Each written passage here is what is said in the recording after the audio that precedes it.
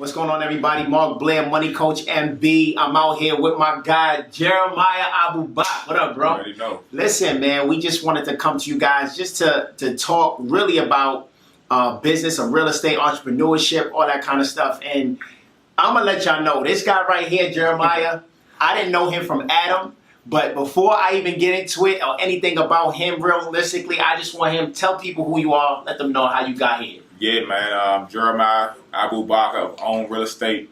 I've been here about 2 years. Obviously made a transition from my last brokerage over here, and then obviously it's night and day in regards to my production. Last year in 2020, I did $8.5 million in volume, and this year thus far in the first 4 months, I'm at $7.5 million. So, man, it's definitely an honor and a pleasure to be a part of the brokerage, man, and accepting, making sure it grows.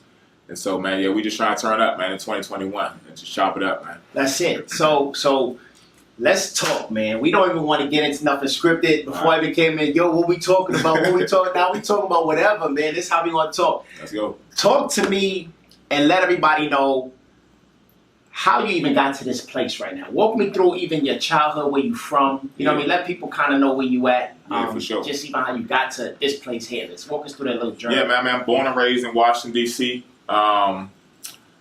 Mom passed away. I was 6 years old. Lived with my dad for the most part of my childhood. And obviously, as you know, growing up in Washington, D.C., man, it's some tough neighborhoods. So, you know, a lot of my friends didn't make it out. You know what I'm saying? I was fortunate enough to do so.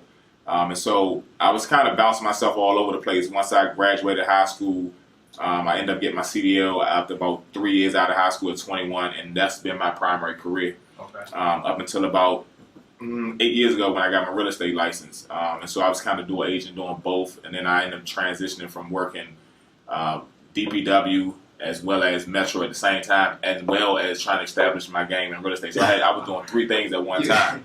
So hold on. Yeah, your CDL license. Mm-hmm. You work for DPW, which stands for Department of Public Works. Yeah.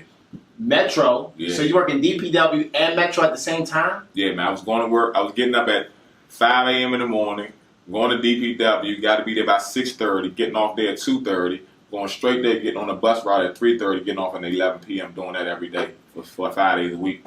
So it's starting to make sense, y'all. It's starting to make sense how successfully is in real estate. When you start talking about around the clock, everybody want to talk about, oh, I'm going to work corporate. Yeah, he worked corporate, but he actually worked corporate. You know what I mean? He worked the mess out of it. Yeah. But, okay, so you did that, DPW, Metro, and then... But the crazy part is, I got hurt at DPW for about 6 months. I hurt my knee, tore my meniscus in my knee. Okay, so on the job. Okay. So I was off for about 6 months, but when I got to the tail end of me being off, I applied to Metro. So I used those 2 months off and went to training. By the time I got back to DPW, I had 2 full-time jobs. And so I also got a real estate license while I was off too. So then when I got back, I was like, I gotta figure out how I'm gonna manage all three of these things and make sure that I give real estate appropriate time. So how long did you run DPW and Metro at the same time? For about 2 years. Until somebody told on me. Somebody was like,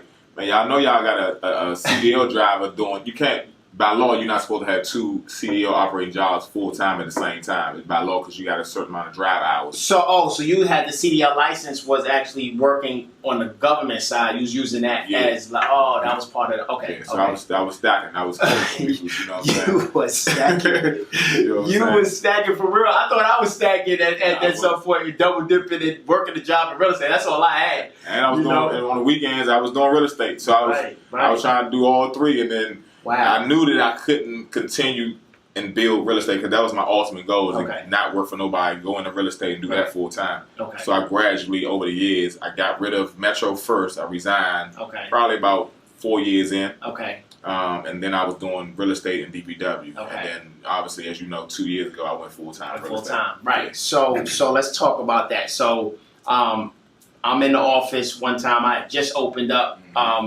For a few months in, you know, a year, maybe if that. Yeah. And I get a phone call, you know, Jeremiah. You know what I mean? My name's Jeremiah. And it was funny because when you called me, it was just really, yo, what's going on? My name's Jeremiah. I just heard, you know what I'm saying? I just heard something. And we wasn't, I don't even know how, I mean, I think it was a mutual, I guess one of the agents in here that told you about me. But what made you call? Like, even what did you hear? Because we wasn't even on social media at that time, or nothing. You know what I mean? So what made you go with just picking up the phone to call me? And there's 4,000 other brokerages out here. You know. Well, the young lady that referred me, she just said she had a conversation with you. She liked what she heard. And I'm always a person that keep an open mind. Like, I'm never one of them people that's closed-minded. So I always at least listen. As we talk now, when we talk about recruiting other agents, people just like, nah, I don't want to hear it. I'm stuck with this broker. That's never been me. Right.